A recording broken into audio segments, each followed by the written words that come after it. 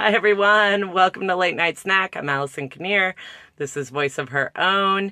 And I'm doing this again for the second time because something was wrong with my Wi-Fi. So here we are again. Tonight's talk is on the importance of risk taking. And this is such a great topic because, as you know, I have been away for the last 3 weeks. We had 4th of July. We had my vacation, and then I got sick. My daughter was sick pretty much our entire trip, and then I got sick as well. So anyway, I am healthy, and we are all healthy, and we're back to life, which is great. But I wanted to talk about the importance of risk taking because I think it's such a great topic for summer. Summer is a time in which we do things that we don't normally do during the colder months when we're kind of huddled inside. In summertime, we are out and about. You might be hiking or camping or swimming more, just doing more water play, doing more activities that are outside.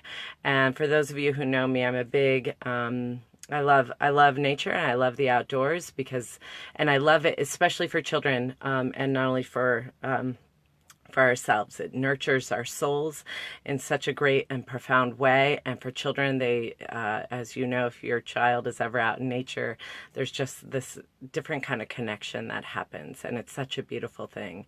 And I think outdoors and nature and risk taking just go hand in hand in hand. And I wanted to share a few stories about that and also just to share the importance of risk taking. And when I say risk taking, I mean with our physical bodies, mostly our kids, right? When our kids are outside in the summertime, they're doing things that they normally don't do. They may be climbing more, running, jumping, getting in the water, doing things that they normally don't do inside.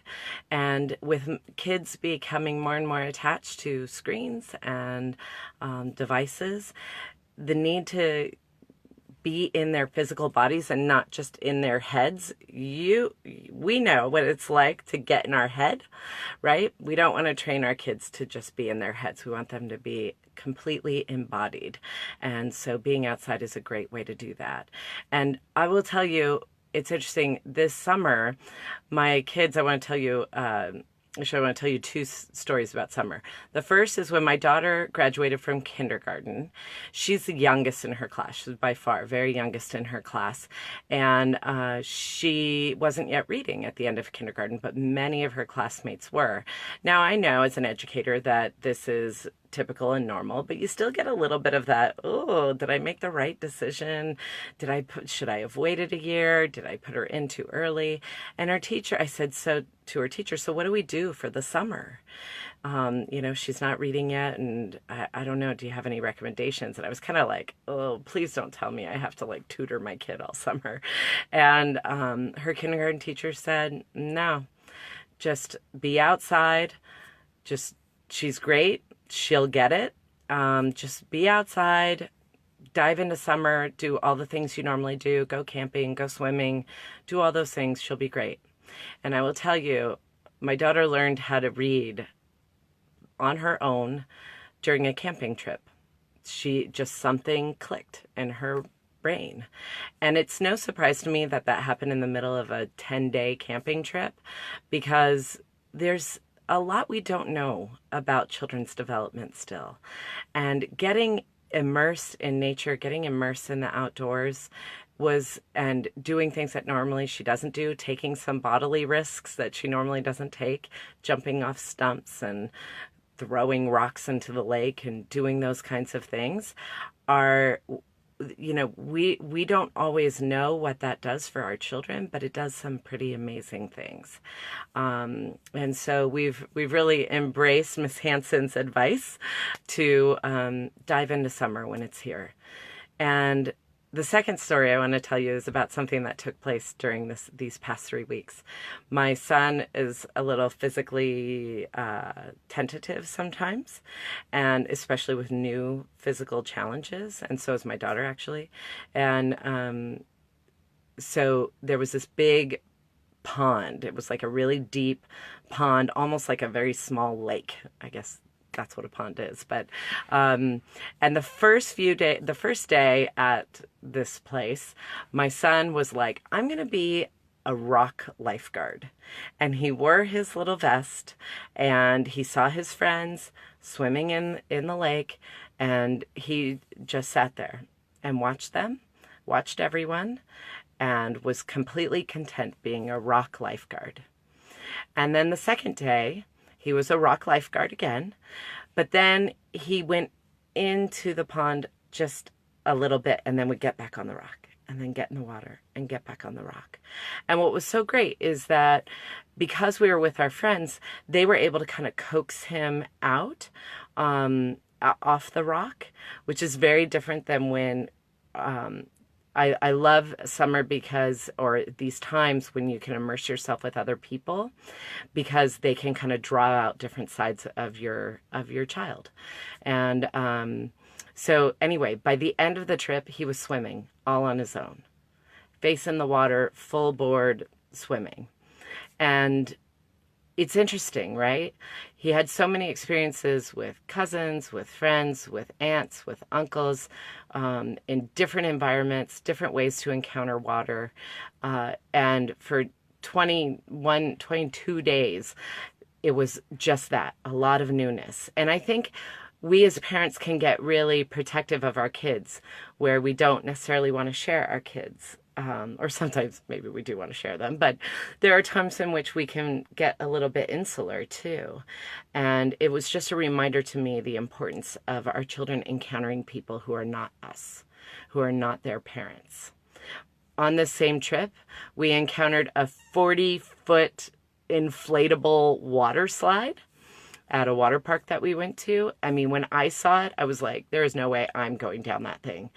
But then eventually I did. And my daughter climbed up that thing. And when she first got to the top, she was up there with her uncle. And when she got to the top, she was really scared to go down.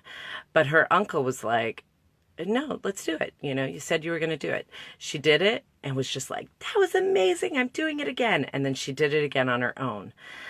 Then we went to a different slide and we went up there, and she was up at the top with me and my husband. And she got really scared, and she, I think because it was us, there was something about being up there with us that she wasn't able to kind of like tap into her courage like she was able to do with her uncle. So it's things like this that just is a reminder to make sure your kids are exposed to a lot of people. And the one thing I will say is that my kids are not necessarily risk takers, but I know a lot of children who are. And for some of you parents who might be thinking, there is no way I want to encourage my kids to take any more risks than they already do. But here's the thing. It's amazing what children can do. One of our dear friends that we saw, hi, Nick and Emma, they flew in from Australia, so we went down to see them, and their little girl was almost 2, and there was this really super tight spiral staircase that their almost 2-year-old, you know, it's still kind of like big head, top heavy, gravity is really strong. She went up and down those spiral staircases so many times and almost gave mom a heart attack. And because when our children are taking risks like this, it can be scary for all of us. But Emma did such a beautiful job just trusting her as she moved her way up and down, and she was fine. She was really fine. Now, our kids will get hurt, and there's a difference between getting hurt and getting injured, right? We want our kids to have the experience of being hurt, what it feels like to experience pain and to recover and to get back up again. Injuries, yes, we don't want too many injuries, but injuries happen sometimes. And I think there's a few things that we as parents can do. One, not to put our children in positions that they did not get into themselves. So, for example, I see this a lot on the playground, you know, where parents will pick up the kid and have them go across the monkey bars. It's actually, it's interesting because then kids you have to be there. If you put your child in the position to hang on to those monkey bars, they will let go and drop. But if you allow for them to climb up there, they won't push themselves necessarily beyond what they're capable of. They'll climb up there, they can't reach it, they go back down, right? Once they can reach it, they can maybe experiment a little bit. But if they're doing it in their own body, they're getting a sense of how their body feels in that space. And the other thing that we can do is be mindful of our responses to children. If we jump in too fast, we can actually interrupt their planned flow of movement. If we give too big of a reaction, they might take extra risks because they want to see our reaction and our response. So that's something also to be mindful of. The more even-keeled and neutral we can be, the better, or encouraging, the better. Two more things. One, be mindful of when you say be careful. Be careful is a really vague term, and as we all know, children listen through literal ears. So being careful is like this really abstract concept. So saying things like, watch out for the other kid, or, oh, you're putting your foot there, but there's nothing there for you to catch. It can be hard for us to think of these things in the moment when we're feeling panicked.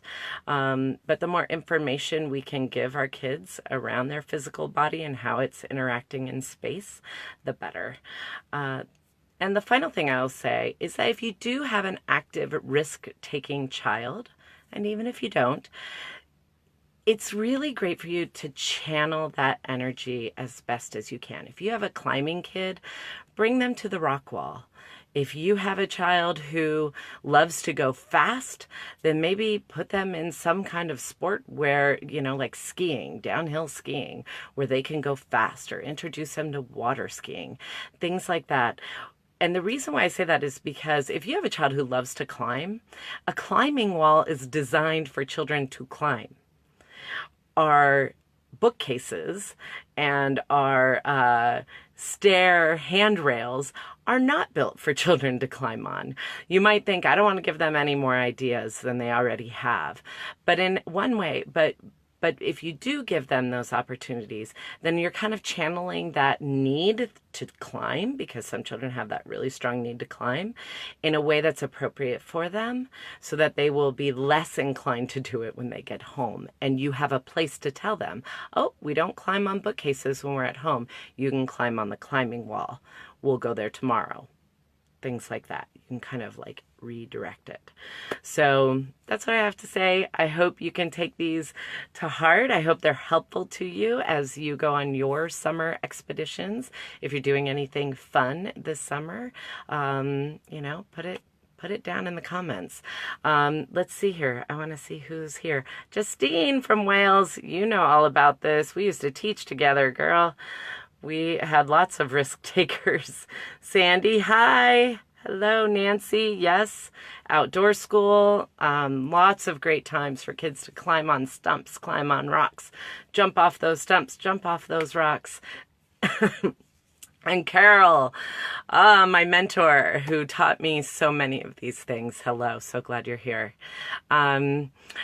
In terms of upcoming events, I just made an announcement. It's not really for the public, but I'm so excited because I'm going to be doing a talk on imposter syndrome at Amazon headquarters, which I'm so delighted about. Oh, good morning, Justine.